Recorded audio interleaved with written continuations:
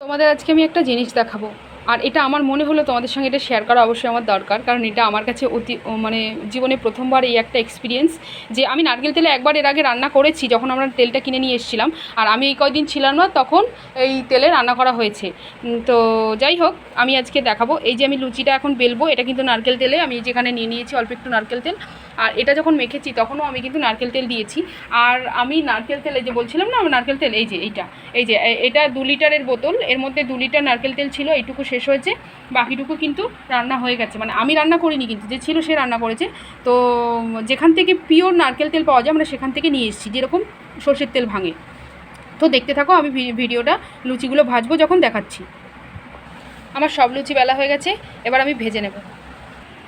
নারকেল তেল নিয়ে নিয়েছি, কড়াইটা আমি ছিলাম না, একা একা রান্না করেছে আর মাজেনি ঠিক করে, তার জন্য এতটা কালো হয়ে গেছে। ভিডিওতে বেশি কালো লাগছে, তবে অরিজিনালি আমি তো অনেকটা ঘষে তুলেছি, আস্তে আস্তে উঠবে ওটা। তো যাই হোক, এই যে আমি নারকেল তেল দিয়ে নিয়েছি, দেখতে পাচ্ছ নারকেল তেল, এই যে দেখো পুরো নারকেল তেল, কিন্তু এটা সম্পূর্ণ নারকেল তেল, স্মেল আসছে নারকেল তেলের। তো দেখো ভাজতে থাকি, তেলটা গরম হোক। স্মেলটা কিন্তু দারুণ আসছে, আর আমার লুচি দেখো কিন্তু ফুলকো হয়ে ফুলে উঠেছে, স্মেল কিন্তু দারুণ আসছে।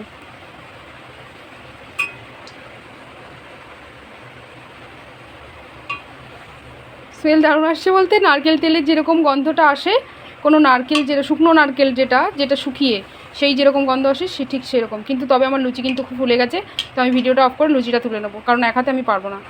তো দেখা হচ্ছে নেক্সট ভিডিওতে, চলো টাটা বাই।